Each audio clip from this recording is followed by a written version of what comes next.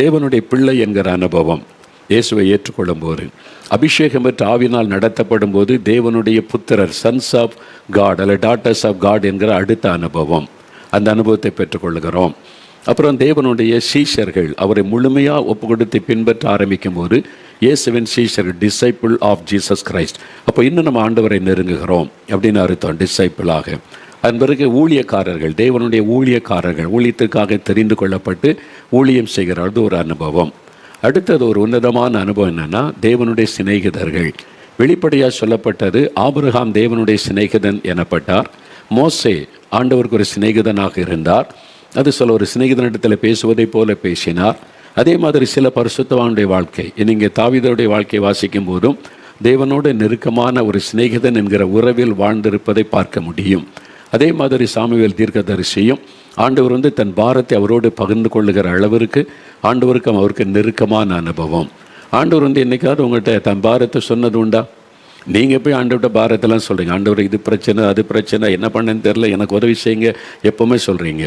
ஆண்டவர் என்றைக்காவது உங்களோடத்தில் என் உள்ளத்தில் இந்த பாரம் இருக்குது, அதை உங்கள்கிட்ட சொல்ல நீ வந்திருக்கிறேன் அப்படின்னு ஆண்டவர் உங்கள்கிட்ட தன்னுடைய பேர்டனை ஷேர் பண்ணது உண்டா? அப்படிலாம் ஒன்று இருக்குதா? அவர் கர்த்தர், அவர் எவ்வளோ பெரிய தேவன்! உண்மைதான், அவர் கர்த்தர், அவர் சர்வத்தை ஆண்டு நடத்துகிற தேவன். ஆனால் அவர் மனதிலேயும் துக்கம், வேதனை, பாரங்கள் வரும். அதை பகிர்ந்து கொள்ள ஆட்களை தேடுகிறார் என்பது உங்களுக்கு தெரியுமா? சாமுவேல் சின்ன பையன், குட்டி பையனாக இருக்கும்போது ஆண்டவர் நின்று சாமுவேலை கூப்பிட்டு பேசுகிறார். 7 வயசுன்னு சொல்கிறாங்க. அந்த குட்டி பையன்கிட்ட தேசத்தில் நடக்க போகிற காரியத்தை பேசுகிறார். அவருடைய மனதில் அந்த துக்கம் இருந்தது. ஒரு சின்ன பையன்கிட்ட சொல்லுகிறார் என்றால் வேறு யாரும் அவர் சொல்வதை கேட்க ஆள் இல்லை கவனிப்பதற்கு. ஏலிகிட்ட சொல்லி பார்த்தார், கீழ்ப்படியலை. அவன் அதுக்கு முக்கியத்துவம் கொடுக்கவே இல்லை. அதனால யார்கிட்ட சொல்கிறது என் பாரத்தை? யாருமே இல்லை. எல்லாருமே சுயநலமாக அவங்கவுங்க காரியத்துக்கு ஜெபிக்கிறவங்க தான் இருக்காங்களே தவிர தேவனுடைய பாரத்தை புரிந்து கொள்ள ஆட்கள் இல்லை. அப்போ ஆண்டவர் தேடுகிறார், அவங்கள்ட்ட ஷேர் பண்ணுகிறார். ஆபிரகாம்கிட்ட சொல்கிறாரு, ஆண்டவர் ஒரு பெரிய திட்டம் வச்சிருக்கிறார், அது நிறைவேறணும். ஆபிரகாமே நீ வர்றியா? நான் அந்த திட்டத்தை நிறைவேற்றணும், ஒரு ஜாதியை நான் எழுப்பணும், ஒரு இனத்தை பிரித்து எடுத்து கொண்டு என்னுடைய பெரிய இரட்சிப்பின் திட்டத்தை நிறைவேற்றணும். ஆண்டவர் பேசுகிறார். அதை உணர்ந்து ஆபிரகாம் கீழ்ப்படிந்து வந்தார். இந்த மாதிரி சிலரை பார்க்கிறோம். பாருங்க, தாவீதை குறித்து சொல்லும்போது என் இருதயத்திற்கு ஏற்றவன், is a man after my own heart, எனக்கு சித்தமானதையெல்லாம் செய்வான், நான் அவன்கிட்ட பேசுவேன் அன்று சொல்ல. தேவாலயத்தை கட்டனே தாவீதுக்கு விருப்பம். தீர்க்கதரிசிக்கிட்ட சொல்கிறார், தீர்க்கதரிசி சொல்கிறார், நல்ல விருப்பம் தான், நான் தேவாலயத்தை கட்டுங்கன்னு சொல்கிறார். உடனே ஆண்டவர் பேசுகிற, தாவீது இல்லை, நீ நிறைய யுத்தம் பண்ணி நிறைய ரத்தம் சிந்திட்ட, அந்த ரத்த பழி வேற இருக்கும்ல, அதனால வேண்டாம், நான் உன் மகனை கொண்டு அதை செய்கிறேன். ஆண்டவர் தாவீதுகிட்ட பேசுகிறாரே, சொல்லுங்க, உனக்கு நான் வீடு கட்டித்தரேன் அப்படின்னு சொல்கிறார். உடனே சரி ஆண்டவரை நீங்கள் சொல்கிறபடி செய்கிறேன்னு தேவாலயம் கட்டுவதற்கான எல்லா பொருளை சேகரித்து கொடுக்கிறார். நீங்கள் உடனே கவனித்து பாருங்கள், தேவன் தன் இருதயத்தில் இருக்கிறதை பகிர்ந்து கொள்வதற்கு ஆள் தேடுகிறார். அதனால் தான் நினிவே பட்டணத்தில் பாவம் பெருகிவிட்டது, அங்கே ஒரு செய்தி சொல்லப்படணும், யோனாவை அழைக்கிறார். ஆண்டவர் சொல்கிறாரு, நீ போ, இந்த வார்த்தையை சொல்லு அந்த பட்டணத்துக்கு, ஒரு வேளை மனம் திரும்பிட்டா எனக்கு சந்தோஷம் தானே அப்படின்னு. ஆனால் ஆண்டோடைய இருதயத்தை சரியாக புரிந்து கொள்ளாததுனால அவர் வேறு பக்கமாக விலகி போகிறதை, ஓடுகிறதை பார்க்கிறோம். இன்றைக்கி ஆண்டவரிடத்தில் அப்படி அவருடைய மனதில் இருக்கிறதை அறிந்து செயல்படுகிற ஆட்களை, அந்த ஃப்ரெண்ட்ஸை ஆண்டவர் தேடுகிறார். அப்போ ஒரு சீஷன் குரு என்று சொன்னால் அப்படி பேச மாட்டாங்க. அவர் மாஸ்டர், நான் சீஷன், அவர் லிமிட்டு, ஒரு டிஸ்டன்ஸ் வச்சு தான் ஆண்டவர் பேசுவார், எல்லாம் பேச மாட்டாங்க. ஆனால் அவர் ஃப்ரெண்டாக மாறும்போது தான் 2 பேரும் ஷேர் பண்ணி கொள்வாங்க. பார்த்துருக்கீங்களா நீங்கள்? ஃப்ரெண்டாக மாறும்போது தான் 2 பேருமே ஷேர் பண்ணுவாங்க, எல்லாத்தையுமே ஷேர் பண்ணுவாங்க. தாய் தாப்பங்களோட பிள்ளைகிட்ட எல்லாத்தையும் சொல்ல மாட்டாங்க. பிள்ளை வருத்தப்படும், ஓகே இந்த வருத்தத்தை காமிக்காமல் நல்லதை மட்டும் பேசிக்கிட்டே இருப்பாங்க. உண்மையாக தன் இருதயத்தில் இருக்கிறத பிள்ளைகிட்ட சொல்ல மாட்டேன், பிள்ளை வருத்தப்பட்டுரும் வேண்டாம் அப்படின்னு சொல்லி. தாயாக இருந்தாலும் தாப்பனாக இருந்தாலும் அப்படி தான். ஆனால் ஃப்ரெண்டாக இருந்தால் பாருங்கள், எதையுமே மறைக்க விட மாட்டாங்க. நீ எதையும் மறைக்கிற, நீ ஒரு முகமே காட்டி கொடுக்குது, ஏன்ட்டு சொல்லு, நான் உன் ஃப்ரெண்டு தானே, ஏன்ட்டு சொல்லாமல் என்ன நீ மறைச்சேன்னா இப்போ என்ன ஃப்ரெண்டாக நீ ஏற்றுக்கொள்ளலையா? சொல்ல வச்சு அதை சரிப்படுத்த வரைக்கும் இந்த ஃப்ரெண்டுக்கு நிம்மதி இருக்காது. அதான் ஃப்ரெண்ட்ஷிப். அப்போ தேவனுடைய சிநேகிதனாய் நம்ம மாறும்போது நம்முடைய பாரத்தை சொல்லுவது மாத்திரல்ல, ஆண்டவருடைய பாரத்தை அறிந்து ஆண்டவர் விரும்புகிறதை செய்வது, அதுதான் அவரை சந்தோஷப்படுத்தும். அதுக்கு தான் ஆண்டவர் ஆட்களை தேடுகிறார். யாராவது உண்டா என் பாரத்தை சொல்ல? இப்போ எருசலேமுக்கு பவனியாக போகிறாங்க, எல்லாரும் பாட்டு பாடுறாங்க, ஓசன்னா துதிக்கிறாங்க, குதிக்கிறாங்க, டான்ஸ் ஆடுறாங்க, மகிழ்ச்சியோ ராஜா வர்றாருன்னு சொல்லிட்டு. ஆனால் இயேசு அழுகிறார், யாருமே கவனிக்கலையே. நீங்கள் பாருங்கள், இயேசுடைய கண்ணில் கண்ணீர், அவர் அழுகிறார், கண்ணீர் சிந்துகிறார், யாருமே அதை கவனிக்கலை. அவங்க பாட்டில் பாட்டு பாடி சந்தோஷமாக இருக்கிறாங்க. அப்போது உண்மையாக அவரை கவனித்து அவருடைய இருதயத்தில் என்ன துக்கம் இருக்குது என்பதை விளங்கி கொண்டு செயல்படுகிற ஆட்கள் தான் ஃப்ரெண்டு. அப்போ நாம் ஆண்டவரோட பேச, அவர் நம்மோட பேச, அதற்கு தான் என்ன எப்படி ஃப்ரெண்ட்னா 2 பேருடைய இருதயம் ஒன்றாகணும், ஒரே இருதயம் இருக்கணும், ஒரே நோக்கம் இருக்கணும். அப்போ தான் 2 பேரும் இணைஞ்சு ஆண்டவருடைய சிந்தை, இயேசுவின் சிந்தை நமக்குள்ளே வரணும். அவருடைய இருதயம் என்ன நினைக்கிறதோ அது நம்முடைய இருதயமாக மாறணும். அவருக்குள்ள இருக்கிற பாரம் அப்படியே நமக்குள்ளே வரணும். அப்போ தான் அந்த 2 பேர் இணைந்து ஃப்ரெண்ட்ஷிப்பில் கடந்து போக முடியும். அப்போ இயேசுடைய இருதயம் நம்முடைய இருதயமும் இணைந்து இருக்கணும். நீங்கள் அது ஒரே நாளில் வராது. கொஞ்சமாக பழகி நீங்கள் நெருங்கிட்டீங்கன்னா ஆண்டவருடைய இருதயத்தின் துடிப்பை கூட உங்களால் விளங்கி கொள்ள முடியும். ஆண்டவர் நின்ற உடனே அவருடைய பிரசன்னமே உங்களுக்கு வெளிப்படுத்திடும். அவர் சந்தோஷமாக வந்திருக்கிறாரா, துக்கமாக வந்திருக்கிறாரா, சோர்வோடு வந்திருக்கிறாரா, அவருடைய மனதில் ஏதாவது ஒரு வேதனையோடு வந்திருக்கிறார் என்பதை விளங்கி கொள்ள முடியும். அப்போ அந்த அளவிற்கு நம்ம இயேசுவோட நெருக்கமானா அப்போ அவர் தன்னுடைய பாரத்தை நம்மிடத்திலே பகிர்ந்து கொள்ளுவார். அதுக்கு ஆள் தேடுகிறார். அவருக்கு என்னங்க பாரம் அப்படின்னு கேட்டால், இந்தியாவில் 144 கோடி மக்களுங்க மதுபானத்துக்கு அடிமைப்பட்டாங்க, விபச்சார வேசித்தனம் பெருகுதுங்க, லஞ்சம் ஊழல் பெருகிவிட்டது, அநியாய அக்கிரமம் பெருகிவிட்டது, வாலிபர்கள் பாவத்துக்கு அடிமைப்பட்டு சிறுமைப்படுத்தி கொண்டிருக்கிறாங்க. இதெல்லாம் பார்க்கும்போது அவருடைய உள்ளத்தில் துக்கம். யாரிடத்தில் அவர் சொல்லுவார்? ஏன் அவர் சொல்லணும்?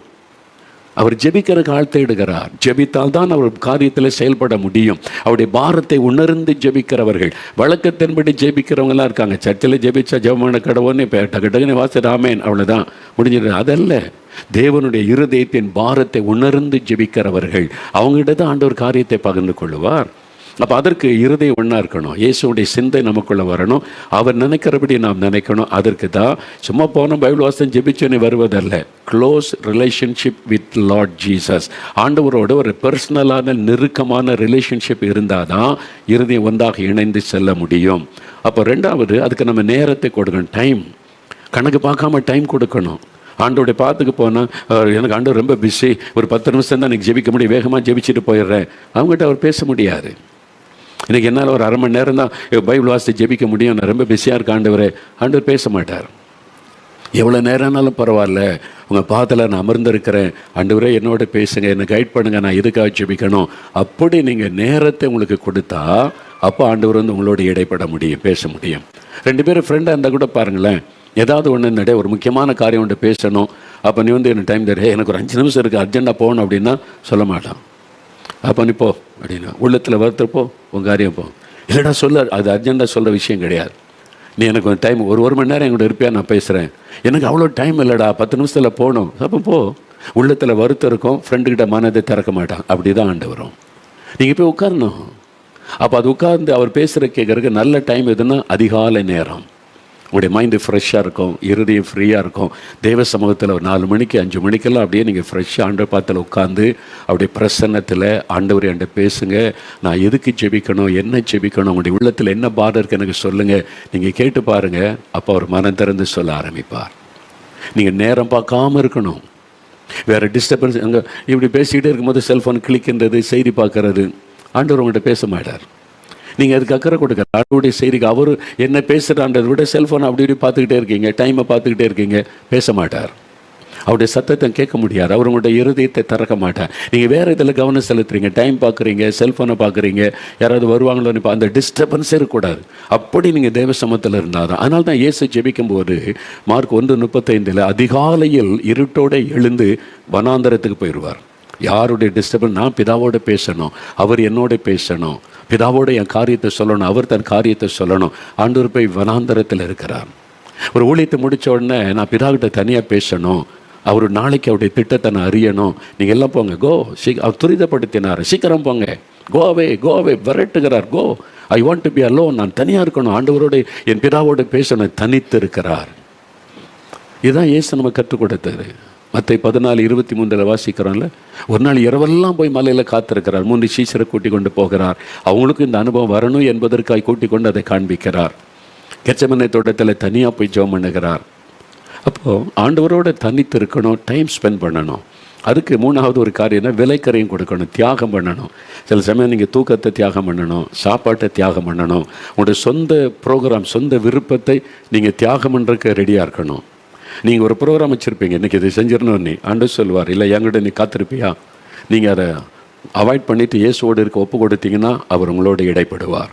இல்லாண்டவர் எனக்கு ஒரு முக்கியமான வேலையெல்லாம் இருக்குது, நான் இதெல்லாம் முடிச்சுட்டு வந்துடுறேனே, அதன் பிறகு ஆண்டவருடைய இறுதி உங்களோடு பொருந்தி வருவது ரொம்ப கஷ்டம். அவருக்கு தான் முதலிடம், அவருக்கு தான் முக்கியத்துவம். அவர் பேசிட்டு அவ்வளோதான், அதில் தான் கவனம் செலுத்தணும். ரொம்ப கவனமாக நீங்கள் இருந்தால் ஆண்டு கொஞ்சம் கொஞ்சமாக அவரை நெருங்கி வர முடியும். அந்த அனுபவத்தை நீங்கள் பெற்றுக்கொள்ள முடியும். அப்போ டைமை கொடுக்கணும். தூக்கத்தை நீங்கள் இழக்க ரெடியாக இருக்கணும். நான் ஏற்கனவே சொன்னது திரும்ப சொல்கிறேன். சாது சுந்தர் சிங் என்ற தேவ மனிதர் இந்தியாவில் கர்த்தர் அவரை எழுப்பி சீக்கிய மதத்திலிருந்து ரட்சித்து சாதுவாக அர்ப்பணித்து ஊழியம் செய்தவர். அவர் பெரும்பாலான டைமில் ஜெபிக்க மலைக்கு போயிடுவாராம். தனியாக, யாருமே இருக்கக்கூடாது, தனியாக போய் உட்காந்து ஆண்டவரோடு பேசுவாராம். அவர் காத்திருந்து தேவன் அவர் கேட்ட எல்லா கேள்விக்கும் பதில் சொல்லி இருக்கிறார். திருவடி உபதேசம் என்று சொல்லி ஆண்டவர் அவருடைய கேள்விக்கெல்லாம் பதில் சொன்ன அந்த காரியம் ஒரு புஸ்தகமாக வந்திருக்கு. நீங்கள் கட்டாயம் வாங்கி வாசிங்க. சாது சுந்தர் சிங்குடைய திருவடி உபதேசம். ஆண்டவருடைய கேள்வி கேட்டு தேவன் பதில் சொன்னதெல்லாம் தனித்து உட்கார்ந்திருப்பார். ஒரு அனுபவத்தை நான் வாசித்தேன். ஒரு சமயம் இமயமலை அடிவாரத்தில் இருக்கிற ஒரு கிராமத்தில் கூட்டம். இவர் போய் பிரசங்கம் பண்ணினார். இவர் கூட ஒரு நண்பர் இருந்தார். இவர் கூட சாது கூட 2 பேரும் ஒன்றா ஊழியம் செஞ்சாங்க. கூட துணைக்கு வருவார். கூட்டம் முடிஞ்சிட்டு இரவில் அவங்களுக்கு உணவு கொடுத்துட்டு ஊருக்கு வெளியில் அந்த காட்டு பகுதியிலேருந்து ஒரு வீடு, அங்கே தான் அவர் தங்குறதுக்கு ஒழுங்கு பண்ணியிருந்தாங்க.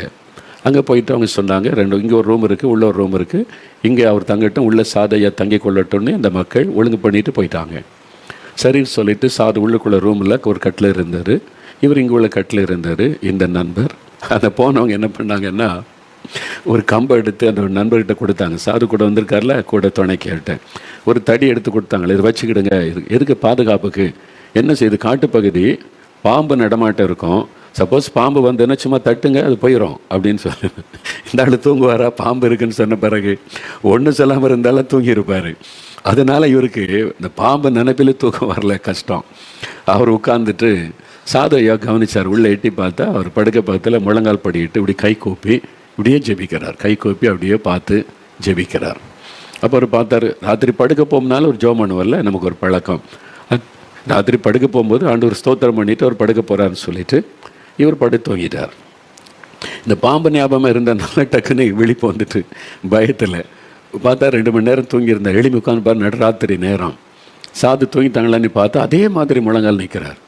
என்னடா 2 மணி நேரம் ஆச்சுது, நெடுமுழங்கால் நின்று இப்படியே ஜெபம் பண்ணிக்கிட்டே இருக்கிறார். அவர் முணுமுணுத்துக்கிட்ட பேசிக்கிட்டே இருக்கிறார், ஒரு ஆள்கிட்ட பேசுகிற மாதிரி. இவ்வளோ நேரம் ஆச்சு, இன்னும் சாது தூங்கலையே அப்படின்னு. சரி, ஒரு வேளை ஜெபம் பண்ணிட்டு அப்புறம் காலையில் வரைக்கும் தூங்கலான்னு இருக்கிறாருன்னு மறுபடியும் தூங்கிட்டார். மறுபடியும் சில மணி நேரம் கழித்து விழிப்பு வந்துட்டு அவர் திரும்பி பார்க்குறார் சாதையா. அப்படியே சாது வந்து அப்படியே ஜெபம் பண்ணி கொண்டே இருக்கிறார். மறுபடியும் விடிய காலையில் ஒரு 5 மணிக்கு எழுப்பி பார்க்குறார். அப்பவும் ராத்திரி முழங்கால் படிக்கிட்டு ஜெபிக்க ஆரம்பித்தவர் அதிகாலை 5 மணி வரைக்கும் பார்க்குற ஜெபம் பண்ணிக்கிட்டே இருக்கிறார். இவருக்கு ஆச்சரியம், சாது படுக்கவே இல்லை. ஒருவேளை 5 மணி வரைக்கும் ஜெபிச்சுட்டு காலையில் கொஞ்சம் டைம் எடுத்து தூங்கி ரெஸ்ட் எடுப்பார்னு சொல்லி அவர் பார்த்துக்கிட்டு இருந்தார். 6 மணிக்கு பார்த்தா அப்போ தான் ஜெபம் பண்ணி முடித்து சாது முழங்காலை விட்டு எழும்பி அவர் சொன்னார், வா நம்ம குளிக்க போகலாம், ஆற்றுக்கு குளிக்க போகலான்னு கூப்பிட்டு போனார். இவருக்கு அந்த நண்பருக்கு ஆச்சரியம். ராத்திரிலாம் தூங்கவே இல்லை, படுக்கவே இல்லை, முழங்காலே நின்று அப்படியே ஆண்டோட்ட பேசிக்கிற மாதிரி ஜெபம் பண்ணிக்கிட்டே இருந்தார். யார்கிட்டே பேசுகிற மாதிரி பேசிக்கிட்டே இருந்தார். இப்போவும் அவர் தூங்காமல் வா குளிக்க போகலான்னு கூட்டிகிட்டு போகிறாருன்னு சொல்லி அவர் கேட்டார், எப்படி உங்களால் முடியுது? நான் பார்த்தேன், நீங்கள் அப்போ முழங்கால் போட்டது காலையில் வரைக்கும் ஜெபிச்சுக்கிட்டே இருந்தீங்களே அப்படின்னு. அப்போ அவர் ஒரு காரியம் சொன்னார். சாது வந்து, நம்முடைய ஜெப நேரத்தில் முதல் 15 நிமிஷம் ஒரு ஸ்ட்ரகிள் இருக்கும். ஏன்னா நம்ம பாவம் நிறைந்த உலகத்தில் இருக்கிறோம், இங்கே பிசாசனுடைய கிரியைகளும் இருக்கிறது. அந்த ஸ்பிரிச்சுவல் வேர்ல்டுக்குள்ளே நுழையிறதுக்கு, ஆண்டவரோடு நீங்கள் இணைவதற்கு, பரலோகத்தோடு இணைவதற்கு ஒரு சின்ன போராட்டம் இருக்கும். அதுக்கு தான் நம்ம ஸ்தோத்திரம் பண்ணுறது, ஜெபிக்கிறது, இயேசுவின் ரத்தத்தை உழப்பக்கூடிய ஜெபம் பண்ணி அந்த தேவ பிரசன்னத்துக்குள்ளே நுழைஞ்சிட்டோன்னா இயேசுவின் கரம் நம்முடைய கரத்தோடு இணைஞ்சிரும். அப்போ அவருடைய கரம் என் கரத்துக்கு மேலே இருக்கும். என் கரத்துக்கு மேலே இயேசுடைய கரம். நான் அவருடைய முகத்தை பார்த்தே பேசிக்கிட்டு இருப்பேன், அவர் என்னோடு பேசுவார், நான் அவரோடு பேசுவேன். என் கரத்தை அவர் கையில் கொடுத்த பிறகு திருப்பி எடுக்க மனமே வராது. ஏன்னா அவருடைய முகத்தை பார்த்து பேசிக்கிட்டே இருக்கிற ஜெபம் என்பது ஒரு இனிமையான அனுபவம். நிறைய பேருக்கு ஜெபம்னா கஷ்டம். எங்கோ ஆண்டவர் இருக்கிற மாதிரி இங்கே போய் அப்படியே ஜெபம் பண்ணிட்டேன் சொல்லிட்டு கஷ்டப்பட்டு 1 மணி நேரம் ஜெபிச்சிட்டப்பா நீ வந்துடுறோம். அந்த ஜெபத்தில் தேவனோடு பேசுகிற அந்த அனுபவத்துக்குள்ளே வந்துட்டிங்கன்னா, அவரோட ஒரு ஃப்ரெண்டாக நீங்கள் பழகிற அனுபவத்தில் வந்துட்டிங்கன்னா நேரம் போகிறதே தெரியாது. சில நேரம் ராத்திரி அப்படியே ஒரு 11 மணிக்கு ஜெபிக்க ஆரம்பித்தா முடிக்கும் போது காலை 6 மணி ஆயிரும். எப்படி டைம் போச்சே தெரியாது, டயர்டும் இருக்காது. ஏன்னா நீங்கள் அவரோடு தானே பேசிக்கிட்டு இருக்கிறீங்க. உங்கள் நேரத்தை கொடுக்கணும். சில நேரம் தூக்கத்தை இழக்கிறதுக்கு ரெடியாக இருக்கணும், தியாகம் பண்ணணும். அப்போ தான் நீங்கள் அவரோட ஒரு ஃப்ரெண்ட்ஷிப்பாக இருக்க முடியும். நண்பர்கள் 2 பேர் பழகும் போது பாருங்கள், ஒரு நண்பனுக்காக ஒன்று நான் என் நண்பனுக்கு பிடிக்காது அதனால் விட்டுட்டேன் அப்படி சொல்கிறாங்க பார்த்துருக்கீங்களா? என் ஃப்ரெண்டுக்காக நான் அதை விட்டுட்டேன் அப்படின்னு சொல்லுவாங்க. நீ எனக்கு இது பிடிக்கலை, நீ பண்ணுறது இது வேண்டாம் அப்படின்னு சொன்ன உடனே சரிடா உனக்காக விட்டுறேன் அப்படி செய்யிருக்காங்கல்ல, தான் விரும்புகிறதை கூட விட்டுருவாங்க. ஒரு நண்பனுக்காக அந்த ஃப்ரெண்ட்ஷிப்புக்காக சிலதை இழப்பாங்க, டைம் கொடுப்பாங்க. எந்த நேரமும் விடிகாலம் 2 மணிக்கு ஃபோன் பண்ணி சில நண்பர்கள் பேசுவோம் பார்த்தீங்களா, நல்ல தூங்கும் போது என்னடா இந்த நேரம் எழுப்புற, கோவப்பட்டு வைக்க மாட்டாங்க. என் ஃப்ரெண்டு இந்த நேரம் கூப்பிட்றான்னா ஏதோ ஒரு பிரச்சனைக்கு என்னன்னு ஒரு பதஸ்தத்தோடு கேட்பாங்க பாருங்க, அதான் ரியல் ஃப்ரெண்டு. இந்த நேரத்தில் அவன் கால் பண்ணுறான்னா என் ஃப்ரெண்டுக்கு ஏதோ ஒரு பிரச்சனை, அவன் தூங்காமல் இருக்கிறான், என்ன பிரச்சனை என்ன காரியம், அதை அறிந்து உதவி செய்யும் வரைக்கும் இவனுக்கு நிம்மதி இருக்காது. அதுதான் ரியல் ஃப்ரெண்ட்ஷிப் பாருங்க. அதே மாதிரி தான் ஆண்டவரும். இப்போ நான் என்னுடைய ஆண்டவர் நடத்தி கொண்டு வந்த பாதையில் ஒரு காரியத்தை என்னால் சொல்ல முடியும். என்னென்னா, என்னுடைய பிகினிங் ஊழியத்தின் ஆரம்ப காலம் அப்படியே நான் வெளிநாட்டு ஊழியத்துக்கு ஒரு வாசல் திறந்து போயிட்டுலாம் வந்தேன். நானே போகலை, அழைப்பு கொடுத்தாங்க, போயிட்டு வந்தேன். எனக்கு 2 தேசத்துக்கு போன விருப்பம். ஒன்று இஸ்ரேல் தேசம், ஒன்று அமெரிக்கா தேசம். இஸ்ரேல் தேசம் நமக்கு தெரியும், நம்ம இயேசு நடந்த இடம், அற்புதம் செய்த இடம் பார்க்கணுன்னு. அமெரிக்கா தேசத்துக்கு நான் போக விரும்பின காரணம் doctor Billy Graham, Oral Robert, D L. Osborn, நல்ல அருமையான தெய்வ மனிதர்கள் ஊழியம் செய்த இடம், அந்த இடத்தெல்லாம் போய் பார்க்கணும், அவங்க இடங்களுக்கு போய் பார்க்கணும், இந்த ப்ரைவேட் டவர்லாம் பார்க்கணும் அப்படின்னு எனக்கு ஒரு விருப்பம். அப்படி நான் போய் அங்கே பிரசங்கம் பண்ண ஊழியம் செய்யலாம் ஆசைப்பட்டதில்லை. அங்கே தான் பெரிய பெரிய ஊழியக்காரங்க இருக்காங்களே, இதை பார்த்துட்டு வரேன்னு விரும்பினது உண்டு. எனக்கு ஊர் சுற்றி பார்க்குறதுல ஊழியக்காரங்க இருக்கிற இடம் தல்சாவில் இருக்கிறாங்க, அப்போ அந்த இடங்களை பார்த்துட்டு வரணும், அந்த ஊழியக்காரங்க ஊழி செய்து கொண்டிருக்கிற இடம், அதுதான் எனக்கு விருப்பமாக இருந்தது. அப்போ ஒரு சமயம் அமெரிக்காவிலேருந்து வந்திருந்த ஒரு சகோதரர் சிகாகோலேருந்து வந்த நம்ம கூட்டத்தில் திறப்பின் வாசலில் பங்கு பெற்றுட்டு அவங்க அங்கே ஒரு தமிழ் சபை இந்த லெட்டர் அனுப்பியிருந்தாங்க, எங்கள் சபைக்கு வாங்க, அமெரிக்காவில் நாங்கள் இந்த கூட்டம் ஒழுங்கு பண்ணுறோம், நீங்கள் தெய்வ செய்தி கொடுக்க வாங்கன்னு சொல்லி. பெரிய சந்தோஷம்தான், நான் ரொம்ப நாள் ஆசைப்பட்டது. அப்போ அவங்க ஒரு அழைப்பு வந்திருக்கேன்னு அதை வச்சு நான் ஜெபம் பண்ண ஆண்டவர்கிட்ட, ஆண்டவரே அமெரிக்கா தேச போருக்கு ஒரு அழைப்பு வந்திருக்குது, நான் என்ன செய்யணும் ஆண்டவரேன்னு சொல்லி. ஏன்னா எந்த காரியனாலும் நான் ஆண்டவர்கிட்ட சொல்லி தான் தீர்மானம் எடுப்பார். ஏற்கனவே சொல்லியிருக்கிறேன், சின்னதோ பெருசோ ஆண்டவர்கிட்ட கேட்டு செய்யுங்க தம்பின்னு ஒரு டிஜிஎஸ் தினகரன் எனக்கு ஒரு ஆலோசனை கொடுத்தாங்க. அதன்படி எதுவுமே ஆண்டவர்கிட்ட கேட்காமல் தீர்மானம் எடுப்பது இல்லை. அதனால் நான் டைரி சிலர் வருவாங்க, பிரதர் டைரி எடுங்கம்பாங்க, எதுக்கு அப்படின்னு கேட்டால், இல்லை இந்த தேதியில் ஃப்ரீயாக இருக்கீங்களா, எதுக்கு, இல்லை எங்கள் கூட்டத்துக்கு வரணும், நான் டைரி பார்த்து ஃபிக்ஸ் பண்ண மாட்டேன், நீங்கள் லெட்டர் கொடுங்க, நான் ஜெபிக்கிறேன், ஆண்டவர் வர சொன்னால் வருவேன், அவ்வளோதான். அது மாதிரி நான் அந்த கடிதத்தை வந்து ஜெபிக்கிறேன். ஆண்டவர் சொன்னார், நோ, இப்போ நீ போகக்கூடாதுன்ட்டார் அமெரிக்காவுக்கு. அழைப்பு வந்தோம், நோ சொல்லிட்டார். சரி ஆண்டவரே, நான் எழுதிட்டேன், நான் இப்போ வர்றது தெய்வ சித்தம் இல்லை, அதனால் இப்போ நான் இந்த வருஷம் நான் வரல. இன்னைக்கு நெக்ஸ்ட் இயரும் கூப்பிட்டாங்க, அடுத்த வருஷமாக லெட்டர் எழுதி, அப்போ இந்த வருஷமாவது வாங்க பிரதர் அப்படின்னு. அதே இந்த தெய்வ சமூகத்தில் வச்சு நான் ஜெபம் பண்ண காத்திருந்தேன். அமெரிக்காவிலேருந்து அழைப்பு வந்திருக்கு, என்ன செய்கிறது ஆண்டவரே? ஆண்டவர் சொன்னார், நோ, இப்போ போகக்கூடாதுன்ட்டார். சரி ஆண்டவரே, நான் விரும்பினது அந்த தேசத்துக்கு போகணும், இதெல்லாம் பார்க்கணுன்னு ஆசைப்பட்டார், ஆண்டவர் நோ சொல்லிட்டார். சரி ஆண்டவர்னு எழுதிட்டேன். 2வது முறையை நான் வரலன்னு உடனே அதுக்கு பிறகு அவங்க கூப்பிடவே இல்லை. ஒரு இடத்துல நாங்கள் அழைச்ச உடனே வர்றாங்க, இவர் என்ன வரமாட்டேன்றாரு அப்படின்னு சொல்லி நான் என்ன செய்ய முடியும்? எஜமான் சொல்கிறது தான் நான் செய்ய முடியும், அப்பா சொல்கிறது தான் நான் செய்யணும், என் ஆண்டவர் எனக்கு சொல்லணும் இல்லை, சரின்னு சொல்லிட்டு விட்டேன். ஆனால் சில வருஷம் கழித்து ஆண்டவர் என்னை கொண்டு போனார். சில வருஷம் கழித்து கத்தர் என்னை கொண்டு போனார். ரொம்ப அது ஆச்சரியம், எல்லாத்தையும் சொல்ல முடியாது, அது எனக்கு போன விதங்கள். கத்தர் கொண்டு போனார். முதல் முறை போயிருக்கும் போது நியூயார்க்கில் ஒரு வீட்டில் தங்கியிருந்தேன். அப்போ சில கூட்டங்கள்லாம் தெய்வ செய்தி கொடுக்க ஆண்டவர் வழி திறந்தார். சொன்னாங்க, அங்கே ஒரு சபையில் வந்து ரெட்டிட்டு போகிறாங்க, கேம்பு, அதாவது கேம்ப் சைட்டில் போய் 3 நாள் ரெட்டிட்டு சபையாக, அதில் பங்கு பெறல. நான் எங்கள் சபையிலேருந்து போகிறேன், நீங்கள் வர்றீங்களா? பிரசங்கம் பண்ணுறதுல பிரசங்கம் பண்ண ஊழியக்காரங்க வர்றாங்க, நம்ம போயிட்டு வரலாம் ஒரு ஃபெலோஷிப். சரி போகலான்னு சொல்லி போனோம். ஒரு ஊருக்கு வெளியில் இருக்க ஒரு பெரிய கேம்ப் சைட்டு, அங்கே ஒரு பெரிய குளம்லாம் இருக்குது, தங்குறதுக்கு இடங்கள் இருக்குது, சேப்பல் இருக்குது, பகலில் கொஞ்சம் நேரம் மீட்டிங் நடக்குது, அப்புறம் விளையாட்டு, அதெல்லாம் ஒரு கேம்ப். அது வந்து ஒரு சர்ச்சு கேம்புன்னா கொஞ்சம் நேரம் செய்தி கொடுப்பாங்க, கொஞ்சம் நேரம் அவங்களுடைய விளையாட்டு அதெல்லாம் உண்டாது மாதிரி. முதல் நாள் எல்லாத்தையும் நானும் பங்கு பெற்றேன். ஒரு ஹாலில் நிறைய பேர் ஒன்றா படுத்திருக்கிற மாதிரி அரேஞ்ச்மெண்ட்ஸு. இரவில் எல்லாம் சாப்பிட்டு முடிச்சுட்டு படுக்கிறோம். நான் ரொம்ப குளிர் வேறு. நம்ம படுத்திருக்கும் போது 11 மணி இருக்கும். நான் தூங்கலை. அப்படிதான் தூங்குறதுக்கு படுத்து அந்த சமயத்தில் ஆவியானவர் என்னை தூண்டுறாரு, ஜெபிக்கணும். அப்போ ஆவியானவர் என் ஆவியில் பேசுவது எனக்கு தெளிவாக தெரியுது, ஆண்டவர் ஜெபிக்கணும் அப்படின்னு பாரப்படுத்துகிறார். அப்போ உடனே நான் படுக்க விட்டு எழுந்தேன். பார்த்து எல்லாம் தூங்குறாங்க. அந்த காலுக்குள்ளே ஜெபிக்க முடியாது. ஏன்னா இது நான் ஆண்டவர் வந்து அந்த ஜெப வித்தியாசமாக இருக்கும். ஆண்டவர் வந்து எப்போ ஏவி நடத்தினா ஆண்டவருடைய இடைபடுவது வித்தியாசமாக இருக்கும். நான் எழுந்து வெளியே வந்துட்டேன். குளிர், பனி பெய்யுது, குளிர். எங்கே போய் ராத்திரி 11:30 மணி இருக்கும். நான் வெளியே வந்து பார்க்குறேன், எங்கே போய் ஜெபிக்கிறது, எங்கே போய் அப்படியே எனக்குள்ள ஆவியானவர் ஏவிக்கிட்டே இருக்கார், ஜெபிக்கணும் தூண்டுதல் இருந்துக்கிட்டே இருக்கார், எங்கே போய் ஜெபிக்கிறது, ஏன்னா மனம் திறந்து பேசணும். அது மாதிரி பாரத் ஆண்டவர் உண்டாக்கிக்கிட்டே இருக்கிறார். ஆண்டவர் எதிர்பார்ப்போட கூட நான் தேடுறேன் எங்கேயாவது ஜெபிக்கணும். சேப்பெல்லாம் க்ளோஸ் ஆகியிருக்குது, என்ன பண்ணுறேன்னு தெரியல. அந்த பெரிய குளத்து பக்கத்தில் ஒரு உடன் பிளாட்ஃபார்ம் இருந்தார்.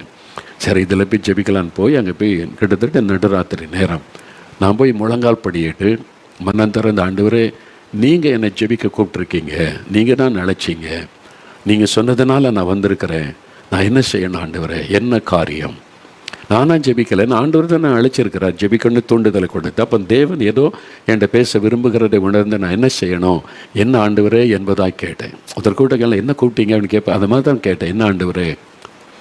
ஆண்டவர் பேச ஆரம்பித்தது துக்கம். அப்படி உள்ளத்தில் ஒரு பெரிய பாரத்தோட துக்கத்தோட, நீ இந்த தேசத்தை பார்க்குற, அமெரிக்கா தேசத்தை நீ வெளியில் பார்க்குற, இந்த தேசத்தை குறித்து என் உள்ளம் துக்கம் அடைந்திருக்கிறது. இந்த அமெரிக்கா தேசத்தின் சில காரியங்களை ஆண்டவர் எனக்கு காண்பித்த போது நான் நினச்சது வேற, இங்கே நடந்து கொண்டு இருக்கிறது வேற. நான் நினச்சது இவ்வளோ பெரிய ஊழியக்காரங்க சபைகள் இன்னும் அமெரிக்கான்னு அப்படின்னு, ஆனால் தேவன் சொன்ன காரியங்கள் ரொம்ப டிஃப்ரெண்ட், வித்தியாசம். ஆண்டோடைய உள்ளத்தில் இருக்கிற பாரத்தை சொல்ல சொல்ல கடல கண்ணீராவடி. அப்போ தேவனுக்கு இந்த தேசத்தை குறித்து இவ்வளோ பெரிய பாரம் இருக்கிறது. ஆண்டு சொல்றார், என்னுடைய பாரத்தை விளங்கி கொண்டு ஜெபிப்பதற்கு ஆட்கள் இல்லை, ஜெபிப்பதற்கு நான் ஆட்களை தேடுகிறேன். இந்த தேசத்துக்காக, இந்த தேசத்தில் நடக்கிற காரியத்தை நான் உனக்கு விளங்க பண்ணுகிறேன் ஒன்றா காமிச்சு அப்படி உள்ளத்தில் இந்த பாரத்தை ஆண்டவர் சொல்லி சொல்லி, நீ ஜெபம் பண்ணுவியா, நீ ஜெபிப்பியா, நான் ஜெபிக்கிறேன், நான் ஜெபிக்கிறேன், அழுது ஜெபிக்கிறேன். ஒவ்வொரு காரியமாக சொல்லுவார். கொஞ்சம் நேரம் அழுது ஜெபம் பண்ணுவேன், அப்புறம் மறுபடியும் அடுத்தது பேசுவார். அதாவது கொஞ்ச நேரம் ஆண்டவர் பேசுவார், அப்புறம் அது தாங்க முடியாமல் நான் அழுது ஜெபிப்பேன், அப்புறம் அமைதியானோன்னு அடுத்தது ஆண்டவர் சொல்லுவார். அப்படியே கடைசியில் ஆண்டவர் சொன்னால், இந்த தேசத்துக்கு ஒரு அழிவு வரப்போகிறது. இவங்க நினைக்கிறாங்க அமெரிக்காவுடைய மிலிட்ரி இராணுவம் இந்த எதையும் எங்கள் நாட்டை யாரும் சேதப்படுத்த முடியாது, யாரும் இங்கே வந்து யுத்தம் பண்ண முடியாது, நாங்கள் சேஃப், என்னுடைய கவர்மெண்ட்டை பாதுகாக்கணும்னு நினைக்கிறாங்க. ஆனால் உள்ளுக்குள்ளேருந்தே ஒரு அழிவு இந்த தேசத்துக்குள்ளே வரப்போகிறது. பயமும் திகிலும் இந்த தேசத்தில் பரவ போகிறது. ஒரு காரியம் நடக்க போகிறதுன்னு ஆண்டவர் பேசினார். நான் சொல்லி அழுது ஜெபம் பண்ணி அந்த ஆண்டோடைய பாரத்தை அவர் சொல்லிக்கிட்டே இருக்கிறார். அப்போ வந்து நாம ஜெபத்தை நிறுத்த முடியாது. ஆண்டவர் பேசும்போது அவர் முடிக்கும் வரைக்கும் கவனித்து தொடர்ந்து ஜெபிச்சுக்கிட்டே இருக்கணும். அப்போ அது மாதிரி தான் நான் ஜெபம் பண்ணிக்கொண்டே இருக்கிறேன். ஆண்டவர் சொல்ல சொல்ல சொல்ல இந்த காரியமாய் ஜெபம் முடியும் போது விடியற் காலை ஒரு 5 மணி ஆயிட்டப்போ ஆண்டவர் சொன்னார், ஓகே நீ தொடர்ந்து இதுக்காக ஜெபம் பண்ணு, நான் போயிட்டு வரேன்னு ஆண்டவர் கடந்து போய்விட்டார். அதன் பிறகு தான் நான் வந்தேன். எனக்குள்ள அந்த தேசத்துக்கு ஒரு பெரிய பாரம் அதன் பிறகு தான் உண்டாயிற்று. அப்போ நான் ஜெபிச்சா மாத்திரம் போதாது, இங்கே இருக்கிற மக்கள் ஜெபிக்கணும்னு எதிர்பார்க்கிறார். அந்த சமயத்தில் தான் தேவனுக்கு உபவாச ஜெபத்துக்கு வாசலை திறந்தார். ரெவரண்ட் பிரபுதாஸ் ராபர்ட்ஸ் ஐயா என்று சிங்கப்பூரில் அவங்க ஊழியர் செய்து அங்கே உபவாச ஜெபத்தை ஆரம்பித்தது அவங்க தான். அவங்க ரிட்டையர்டான பிறகு அமெரிக்கா வந்துட்டாங்க. அவங்களுடைய பிள்ளைகள் அங்கே இருந்ததுனால தமிழ் சபைக்கு பாஸ்டாக இருந்தாங்க. எனக்கு தகப்பனை போல் அவங்க சிங்கப்பூர்லேயே பழக்கமா. அதனால் அவங்க கூப்பிட்டு சொன்னாங்க, இந்த நாட்டுக்கு ஜபம் தேவை, அதனால் இங்கே வந்து நம்ம உபவாச ஜபம் வைக்கணும், நீங்கள் வந்து நடத்தணும். நான் சொன்னேன், ஐயா அது வருஷம் வந்து நடத்தணும். உபவாச ஜபம் ஆரம்பித்தா இந்த இவ்வளவு தூரமான தேசத்துக்கு எப்படி வர முடியும்? வருஷம் ஏதோ 4 வருஷத்துக்கு ஒரு முறை வந்தால் பரவாயில்ல, வருஷம் வரலாம் சாத்தியமா அப்படின்னு இல்லை. இந்த நாட்டுக்காக ஜெபிக்கணும், ஜெபிக்கிற மக்கள் எழும்பணும்னு சொல்லி சரி என்று சொல்லி கர்த்தர் அப்படி தான் வழி திறந்தார் அமெரிக்காவுக்காக ஜெபிக்க. அப்போ அதன் பிறகு வாஷிங்டன் டிசியில் தான் உபவாச ஜெபம் ஒவ்வொரு வருஷமும் தவறாமல் ஜெபிக்க அழைத்து கொண்டு போனார். கிட்டத்தட்ட 25 வருஷமாக ஒரு வருஷம் கூட தடைப்படவில்லை. கொரோனா காலத்தில் மட்டும் இங்கிருந்தே அவங்களோட இணைந்து ஆன்லைனில் ஜெபம் நடத்தப்பட்டு ஜெபம் தடுக்கப்படவே இல்லை. ஒரு வருஷம் கூட தடையாகலை. தேவன் தொடர்ந்து கொண்டு போய் ஜெபிக்க வைத்தார். அப்போ ஒரு 10 வருஷம் ஜெபிச்சிட்டோமா, நான் வந்து அங்குள்ள அரசாங்கம் அது நாங்கள் போய் கேபிட்டல்லாம் ஜெபம் பண்ணோம். அமெரிக்கா கேபிட்டல் இருக்குல்ல, பார்லிமெண்ட் கட்டடம், அந்த படியிலெல்லாம் போய் ஏறி ஜெபிக்கலாம்.